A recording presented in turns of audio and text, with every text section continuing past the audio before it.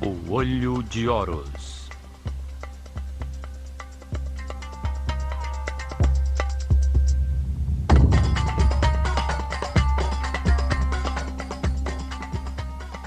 Sétima parte. Dendera, o amanhecer da astronomia.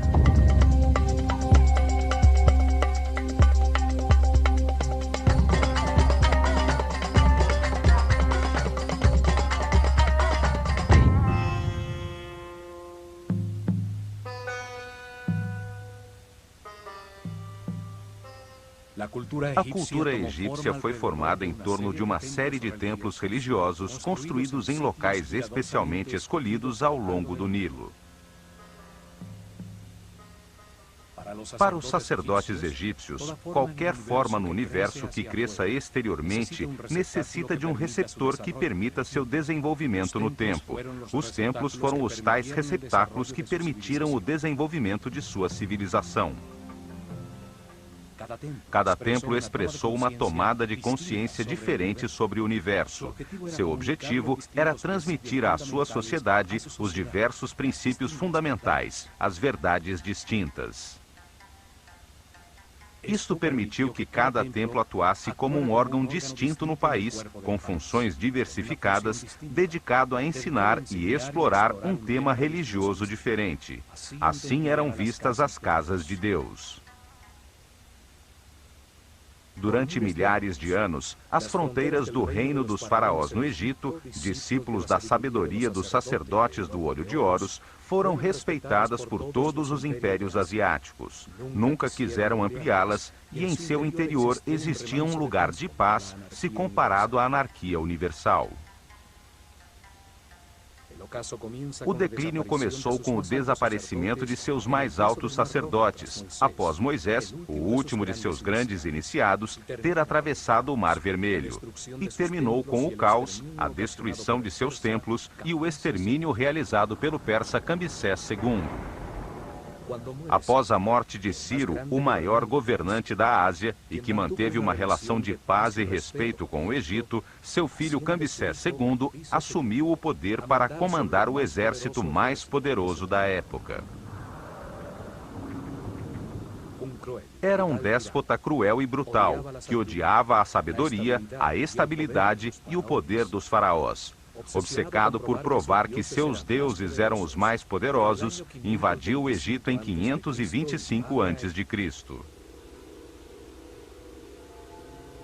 Assassinou Psamético III, o último faraó nascido legitimamente nestas terras, e a maioria dos sacerdotes da escola de mistérios do Olho de Horus. Arrasou os templos e queimou os papiros que continham toda a sabedoria armazenada por várias gerações.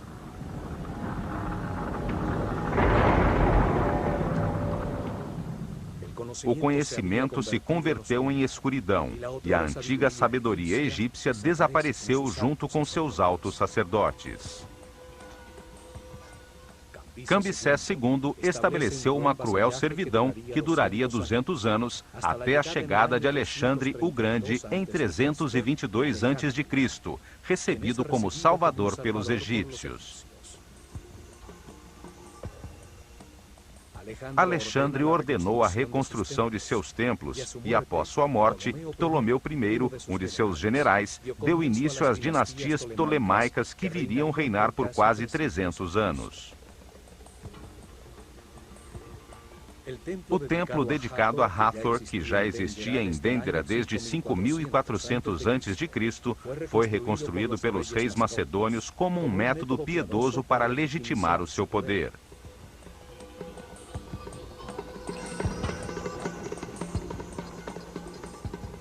Hieroglifos encontrados em uma de suas galerias subterrâneas afirmam que o templo foi reconstruído seguindo fielmente os planos e desenhos originais feitos pelo sábio Imhotep. O complexo religioso de Dendera está localizado a 26 graus norte de latitude. Dali partia um caminho antigo que leva ao Mar Vermelho. Posteriormente, Tebas seria construída um pouco mais ao sul. Nos primórdios de sua civilização, na noite estrelada de um solstício de verão, num terreno sobre o Nilo, cuidadosamente escolhido por sua relação com as estrelas, realizou-se uma cerimônia chamada Putser. O faraó do Egito e o sumo sacerdote da escola de mistérios do Olho de Horus, rodeados por toda a população, avistaram um grupo de estrelas sobre o polo norte do planeta. Eles a chamaram Constelação de Tuaret, e seu símbolo foi uma hipopótama vermelha. Em nosso tempo, chamamos esse grupo de estrelas de Dracones, e seu símbolo é uma serpente-dragão. A mais brilhante de todas era a Alfa Draconis, a estrela que nessa época se localizava exatamente sobre o eixo de giro do planeta e que 4.320 anos depois foi substituída por Polaris, a que atualmente guia nossos navegantes.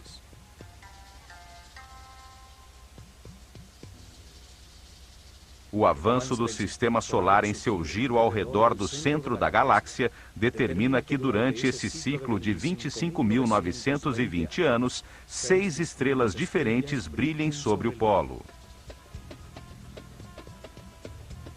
A estrela sobre o polo representava a força materna fundamental, geradora da substância que permitiu o desenvolvimento da vida no universo, o princípio feminino que foi chamado de Hathor e a quem foi dedicado esse templo.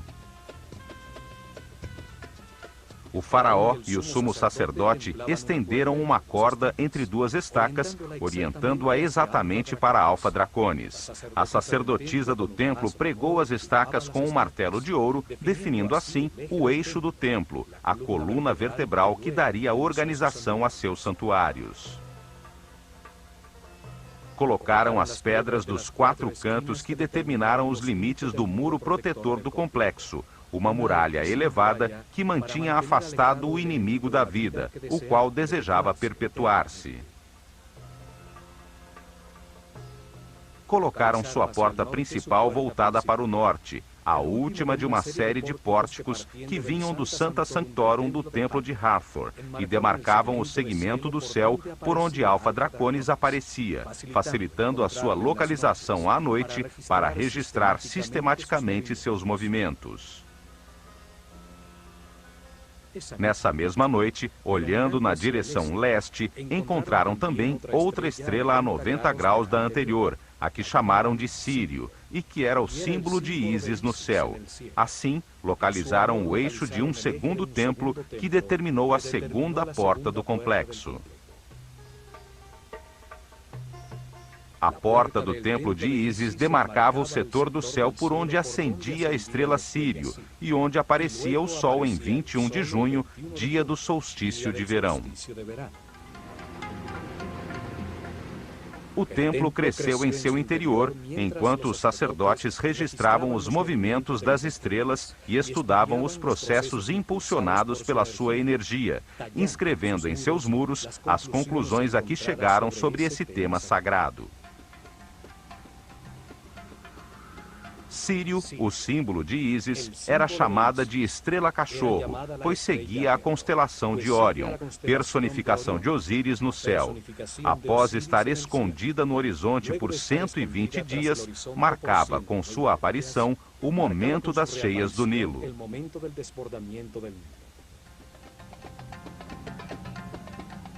Então permanecia visível durante 40 dias, o mesmo tempo que duravam as inundações. Esta correlação fez com que Sírio se tornasse muito importante para a vida do país, que dividia o ano em 3 estações, chamadas de tétrames, que eram determinadas pelas enchentes do Nilo. As festividades do ano começavam com a cheia do Nilo, e Sírio marcava com sua reaparição no céu esta importante data. Quando a estrela desaparecia, o rio recuperava seus níveis normais. O calendário e a sincronização da vida egípcia com o sol e as estrelas era tão importante que o faraó do Egito, ao assumir suas funções, deveria jurar que nunca alteraria as datas do calendário. No entanto, o dia em que Sírio reaparecia no céu dependia da latitude do templo onde era esperada, pois na Elefantine do Sul se via a estrela 7 dias antes do que na Bubastes do Norte. Por esta razão, os sacerdotes também usavam o sol como relógio para determinar a duração do ano, pois o solstício de verão coincidia com a reaparição de Sírio. Em Dendera, frente ao horizonte do templo de Ísis, primeiro Sírio ascendia no céu e depois o sol aparecia. Ao amanhecer do dia do solstício de verão, Sírio e o Sol marcavam em um relógio cósmico o início do Ano Novo Egípcio. Em uma cerimônia no terraço deste templo, era acendido o fogo novo para todo o país.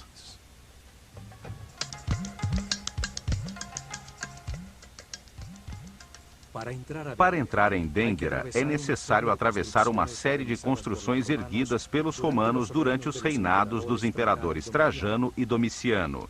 Uma série de quiosques de cada lado demarcam o pórtico norte, embutido nos muros que protegiam o lugar.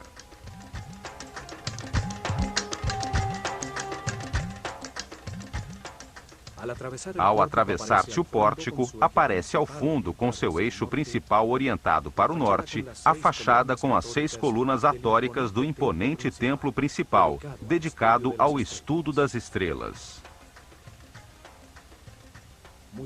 Muito perto da entrada do complexo, encontra-se uma capela dedicada ao nascimento de Horus, construída pelos romanos durante o reinado do imperador Augusto. Aqui era celebrado o momento da iluminação, quando Ísis dava à luz, simbolicamente, o filho de Osíris. Em seus muros estão talhadas as cenas de amor de Ísis e Osíris, o nascimento e a apresentação do menino e a cena deste na roda da olaria, quando Deus lhe dá sua forma material.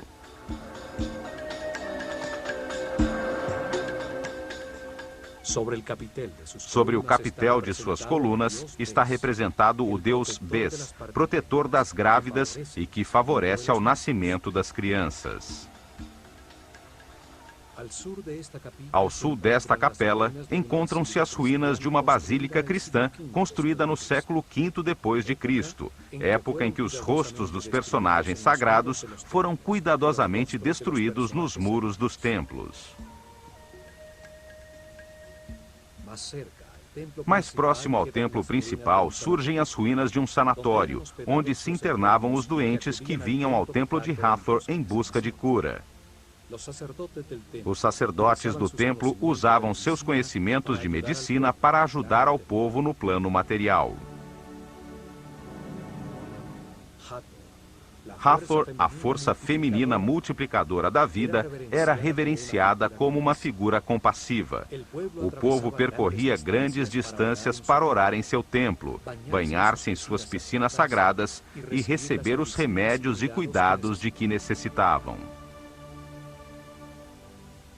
O complexo de Dendera podia abrigar milhares de pessoas, e no interior de seus muros existia outra série de construções que reunia padarias, cervejarias, cozinhas, armazéns, silos, as dependências dos sacerdotes e iniciados, em centenas de abóbadas como esta localizada em Tebas.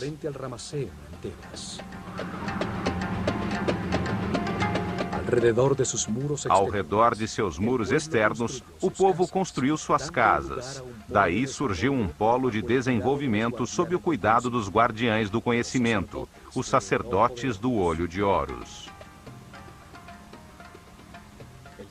O desenho da fachada do templo de Hathor é diferente do templo egípcio tradicional, pois suas colunas frontais estão unidas até meia altura por muros extremamente decorados.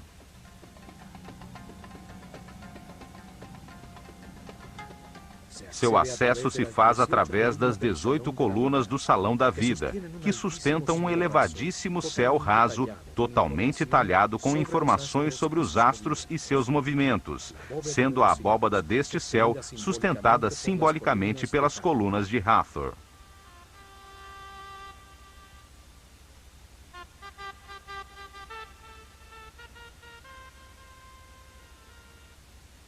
Cada coluna tem a forma de um sistro, um instrumento sagrado que faz vibrar uma série de discos de metal utilizado pelas sacerdotisas de Hathor, padroeira da dança e da música, para produzir uma vibração que adormece a consciência. No alto, o capitel está formado por 4 rostos de Hathor talhados, cada um olhando a um ponto cardeal, simbolizando que sua força pode ser sentida em todas as partes do mundo.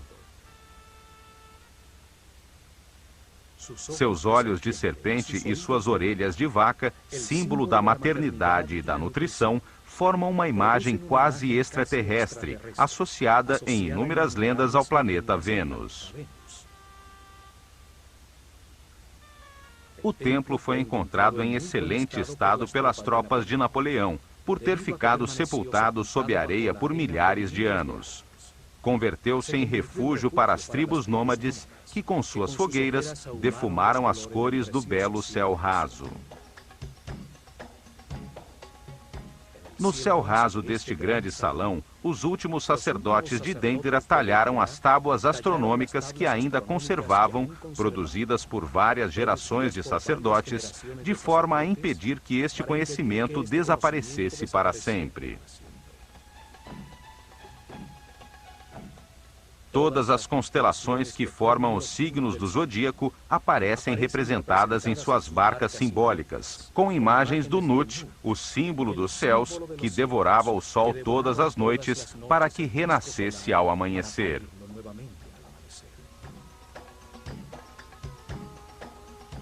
Os sacerdotes decidiram transcrever nos muros destes templos alguns papiros importantes, como os registros astronômicos que foram salvos da destruição de Cambyses, com o intuito de preservá-los para as gerações futuras.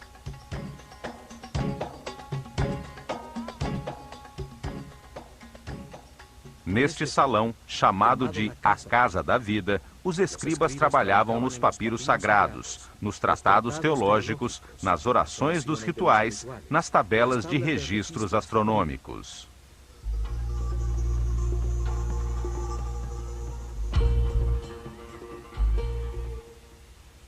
A arte, a teologia, a magia, a astronomia e a medicina foram ensinadas aos discípulos da Escola de Mistérios neste grande salão.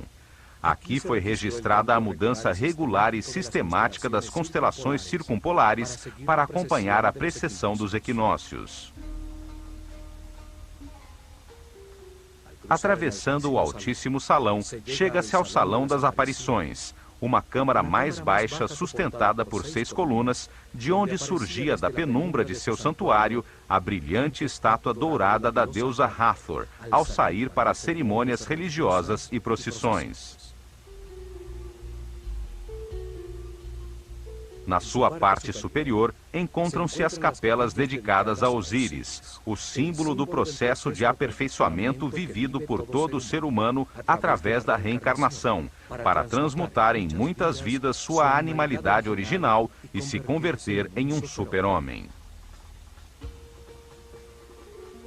Uma das capelas tem o famoso zodíaco de Dendera, que ilustra como ocorre este processo enquanto o sistema solar dá um giro ao redor da galáxia, e a outra ilustra o mito de Osíris. Em torno deste salão se encontram os 6 salões dos rituais diários. O primeiro guardava os objetos dedicados ao culto. O Salão da Purificação, que tem uma porta que conduz ao lago sagrado, era utilizado ao amanhecer em seus rituais de limpeza. Os templos tinham um lago sagrado, escavado até chegar-se ao nível do lençol de água da região, forrado de pedra e com uma série de escadas que permitiam aos sacerdotes entrar na água para purificar-se antes do início de seu serviço no templo. No salão seguinte, organizavam-se os ofícios. Conduzia ao corredor de acesso à escada de caracol que chega ao terraço do templo, utilizada às noites no registro da abóbada celeste. Do lado esquerdo, o salão do fundo comunicava-se com o exterior para receber as oferendas que todos os dias o povo levava a seus guias espirituais. Os mantimentos e animais dedicados ao sacrifício eram armazenados e preparados nas duas outras câmaras. Pelo Salão das Aparições, chega-se ao corredor das duas escadas do templo. À direita, a escada de caracol simbólica por onde subia a procissão que levava o santuário portátil, a barca de ouro com a imagem de Hathor, até o terraço para aguardar a aparição do sol no solstício de verão. Simboliza a escada da luz. Cada degrau, a vida mais acima na escala da consciência, a matéria que se eleva até o espírito.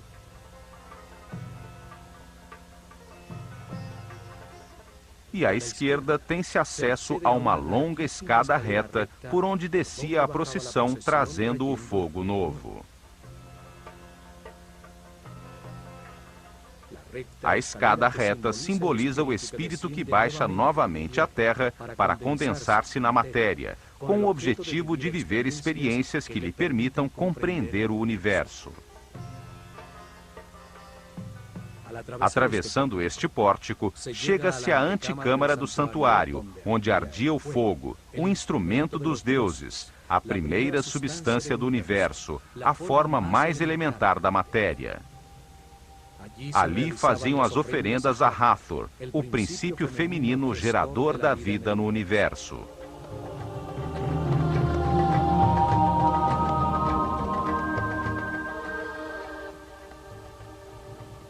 À esquerda deste salão estava a capela onde guardava-se a barca de ouro, o santuário portátil, símbolo do movimento físico do Sol. A barca da vida era usada para levar a imagem de Hathor no dia da lua nova, no terceiro mês do verão, durante o festival do Belo Encontro, em uma procissão florida pelo Nilo até o templo de Horus, em Edfu.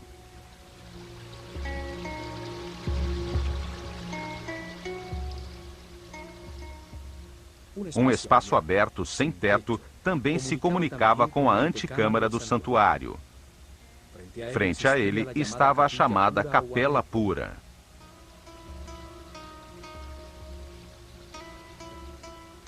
As figuras simbólicas eram levadas a este espaço aberto para que renovassem suas forças ao serem recarregadas com a energia solar. À medida que se adentra, o templo torna-se mais escuro, os tetos mais baixos e as portas mais estreitas. O chão se eleva para demarcar claramente o santuário até a estrela Alfa Draconis, sobre as cabeças dos espectadores das cerimônias. E, finalmente, no mais profundo do templo, sobre seu eixo principal, chega-se a seu coração, seu espaço mais sagrado, o lar de Hathor. Sua figura de ouro, a carne simbólica dos deuses, com seus olhos de pedras semi-preciosas, ficava encerrada em um pequeno tabernáculo.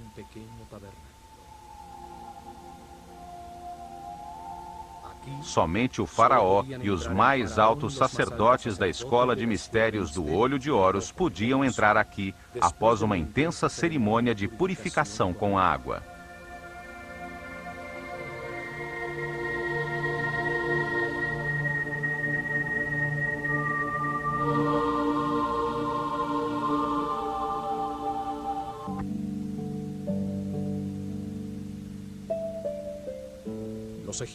Os egípcios entenderam que, como todos os seres no universo, Deus tem uma parte masculina, emissora, da qual flui a informação, e uma parte feminina, que a recebe para gerar com a sua substância tudo o que é criado. Ao Deus masculino deram 3 nomes. Chamaram-no Atum, quando ainda não havia criado o universo e permanecia não manifesto. Chamaram-no Ptah, quando organizou e criou o universo, as estrelas, os planetas e os reinos naturais. e chamaram-no Amon-Ra, quando sobre toda a criação deu lugar à consciência do homem. De forma similar, também deram 3 nomes à sua parte feminina.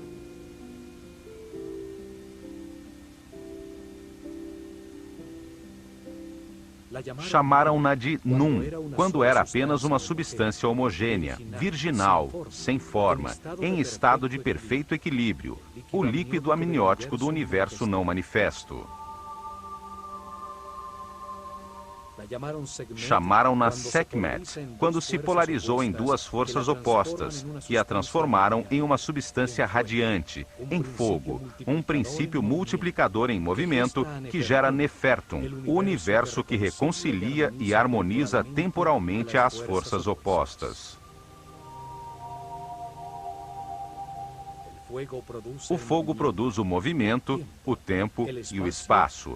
Sua intensidade que coagula produz os estados sucessivos da matéria, o ar, a água, a terra e, por último, a força da vida, representada por Hathor, a substância que gera e multiplica as consciências que experimentam o espaço-tempo.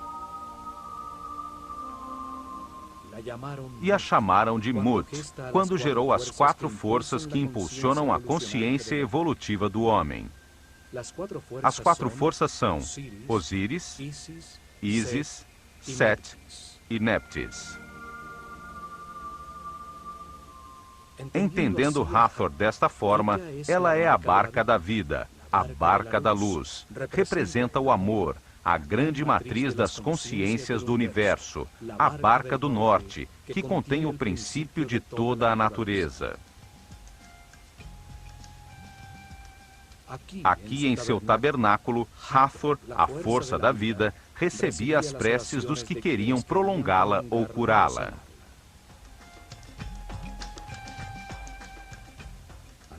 Em torno do seu Sancta Sanctorum, um corredor perimetral aos muros do templo dava acesso a uma série de capelas, espaços sagrados dedicados a todas estas forças fundamentais.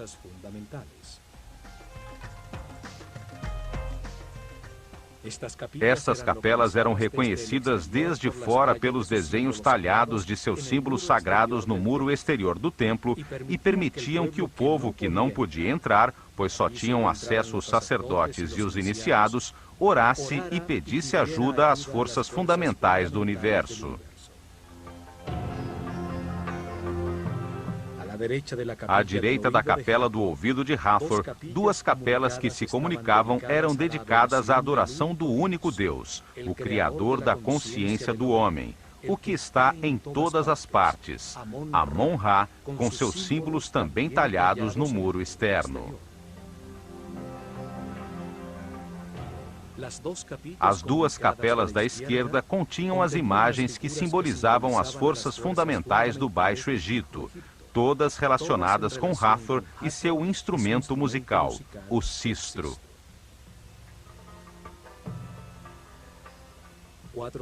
4 santuários à direita, dedicados a Horus, a Sokar, a Ísis e, por último, ao Nomo de Dendera, o patrono ou santo da região do Egito onde se localizava o templo. Havia outra capela que continha o colar de Menat, um colar utilizado pelo sumo sacerdote nas cerimônias e procissões, com 4 imagens de Hathor, cada uma com um trono simbólico na parte de cima. Os 4 tronos representavam os poderes supremos do universo: o amor, a sabedoria, a força infinita da vontade divina e a harmonia. Sob o piso destes espaços existia uma série de criptas onde eram guardados os elementos mais sagrados, as peles escritas e papiros mais secretos relativos à revelação deste templo.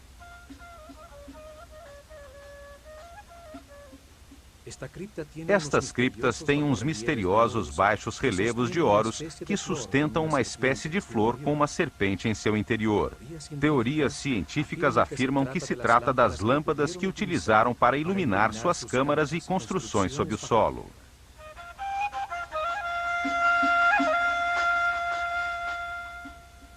Ao subir a escada reta, chega-se ao terraço, o espaço dedicado ao registro da abóbada celeste.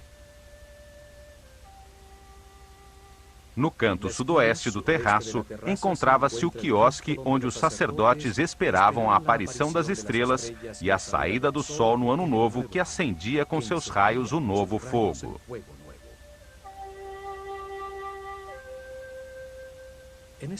Nesta pequena cobertura do terraço, os sacerdotes se reuniam às noites, dividindo a abóbada celeste em setores chamados nomos, com o objetivo de identificar os movimentos relativos do firmamento e do planeta.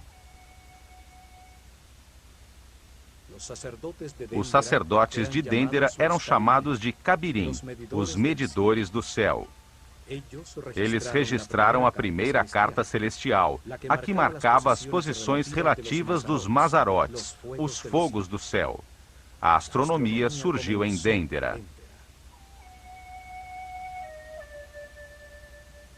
Astro significa estrela. Astronomia significa logos, ou conhecimento das estrelas. Por este terraço chega-se às duas capelas dedicadas a Osíris, o princípio divino que simboliza a evolução, através da reencarnação de todos os seres humanos. Nelas é descrita a lenda em que seu irmão Sete, para ficar com seu reino e com sua mulher Ísis, o corta em 14 pedaços e espalha as partes de seu corpo por todo o Egito. As talhas mostram o momento em que Ísis, após reunir seus pedaços, suspensa no ar sobre o falo de Osíris, sob a forma de um falcão fêmea, consegue, em uma comunhão espiritual, engravidar e dar à luz a Horus.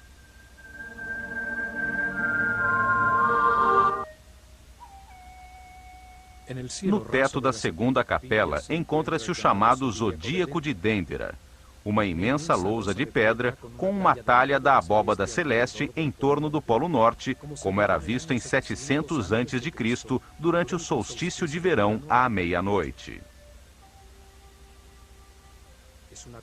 É uma cópia da lousa original que encantou Napoleão ao entender seu profundo significado e que se encontra hoje no Museu do Louvre, em Paris.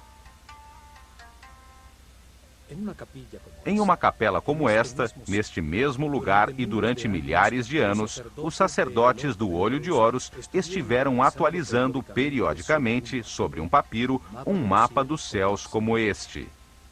A cada solstício de verão, ano após ano, por milhares de anos, marcavam a posição relativa do sistema solar e da Terra. Os sacerdotes que sobreviveram ao persa Cambyses II talharam na pedra para a posteridade um grafismo que se salvou da destruição, com uma das últimas atualizações do mapa celestial, tal como era visto em 700 a.C., durante o reinado do faraó Taharqa, na 25ª dinastia. A abóbada celeste é sustentada por 8 imagens de Horus ajoelhado e 4 figuras femininas de Ísis. Um círculo de hieroglifos une esta disposição simétrica. Naquele momento, a abóbada celeste estava pintada de azul, ressaltando as imagens simbólicas. As varas sagradas das 4 figuras marcam um ponto perto do centro da abóbada. Saturno, o pai dos planetas, Júpiter, Marte e Osíris, que representa a constelação de Órion, com sua estrela companheira Sírio, personificação de Ísis no céu. Apontam para os seios de Tuaret, a mãe hipopótama com rabo de crocodilo e patas de leão, que preside a abóbada e que representa a constelação que é chamada hoje de Draco, onde brilhava a estrela Alfa Draconis, exatamente sobre o eixo de rotação do planeta.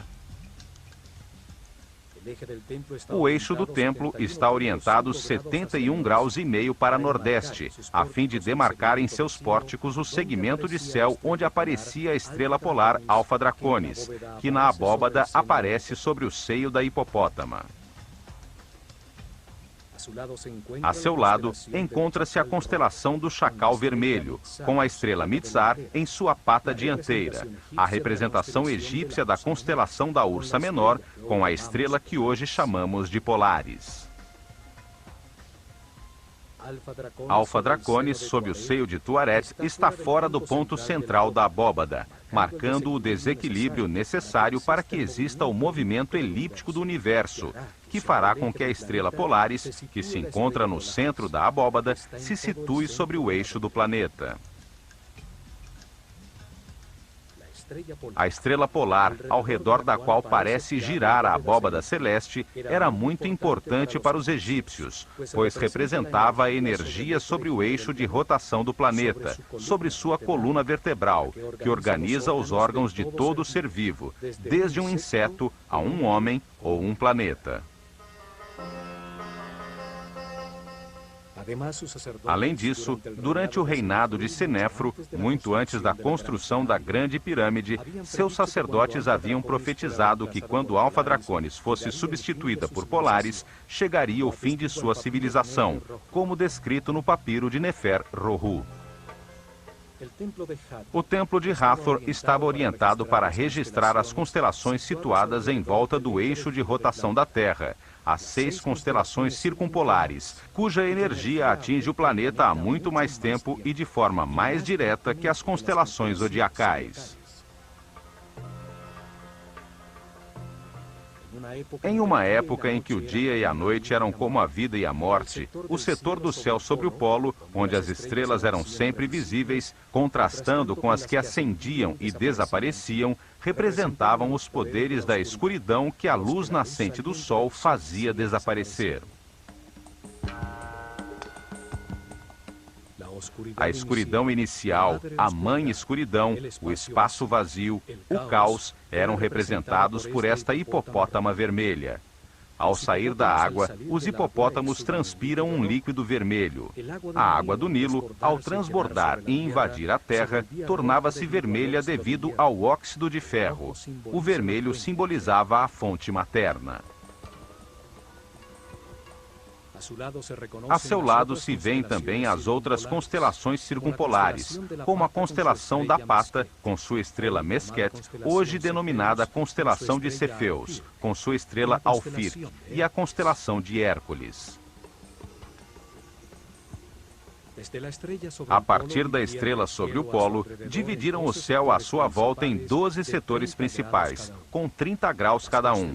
As constelações de estrelas que continham os decanos, uma série de 36 estrelas muito brilhantes, pelas quais o sistema solar passa em sua viagem pela galáxia. O sistema solar e o homem, ao atravessar cada um dos 12 setores em que as estrelas foram agrupadas, recebia uma influência energética diferente que impulsionava nos espíritos encarnados, em cada momento, um processo diferente de aperfeiçoamento. Para explicar que processo impulsionava cada grupo de estrelas, usaram animais, que representavam um nível evolutivo diferente da consciência em seu caminho de reencarnações para a aquisição de sabedoria pela experimentação em um universo de polaridades contrastantes, de luz e escuridão, o círculo de animais ou zodíaco.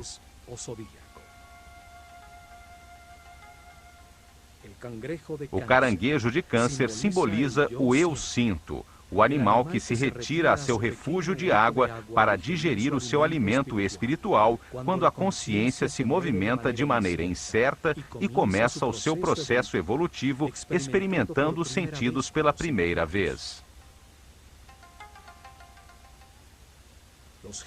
Os gêmeos de Gêmini simbolizam o eu penso, o desejo de aprender e explorar com a dualidade necessária para encontrar a verdade, o conhecimento e a experiência através dos opostos, das experiências contrastantes.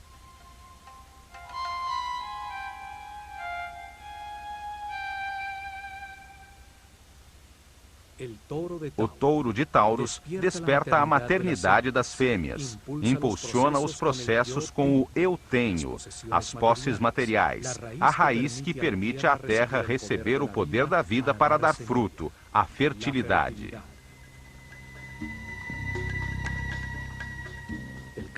O carneiro de Áries representa a tomada de consciência do seu ser, o eu sou, a força que resiste às dificuldades da vida e converte a rocha em cristal, a matéria que domina a si própria e se torna transparente. É o poder de procriação que põe a vida em movimento, a primavera. Os peixes de Pícis impulsionam os processos com o eu creio, com o sistema de crenças adquiridas. É quando se submerge na inconsciência para buscar a origem de suas palavras e ações. Em Aquário, a consciência irradia os conhecimentos verificados e adquiridos por Gêmini. Leva a água das altas frequências do livre espírito aos mundos mais remotos, simbolizando o eu sei. Capricórnio utiliza esses conhecimentos adquiridos, simbolizando o eu uso, para concentrar a matéria até tornar-se transparente. Na era de Sagitário, o eu vejo, a consciência evolutiva já é um ser que cresceu além de sua natureza animal, o centauro, com sua consciência dirigida ao divino. É o poder espiritual do pensamento, a sabedoria da idade.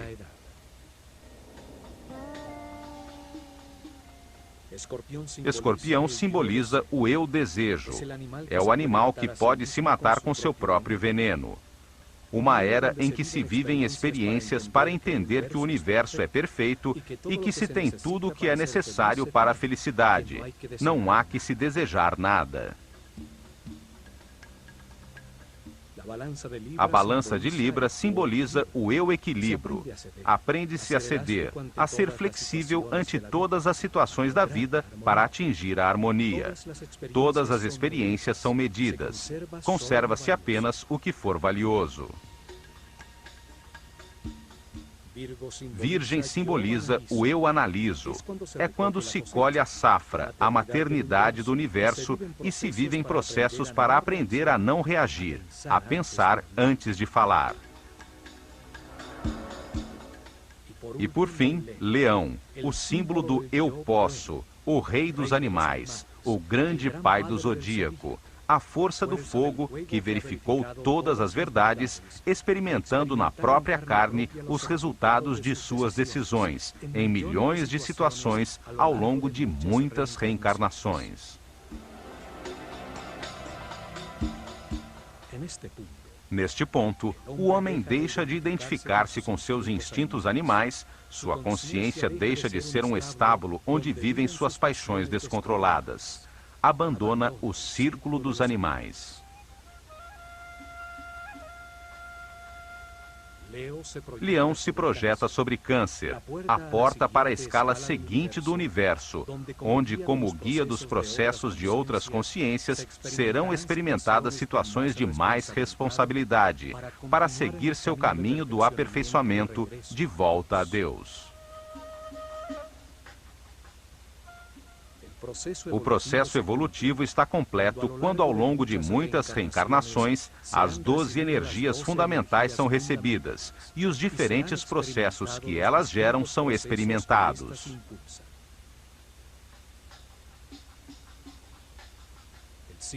O signo zodiacal sob o qual o homem morre será o signo sob o qual nascerá em sua próxima encarnação.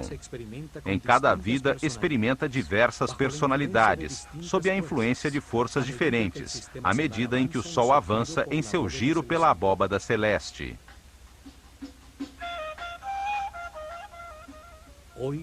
Hoje conhecemos este giro como precessão dos equinócios, mas não entendemos seu profundo significado em nosso próprio processo evolutivo. Para o Ocidente, não existe aperfeiçoamento espiritual como um processo de muitas reencarnações.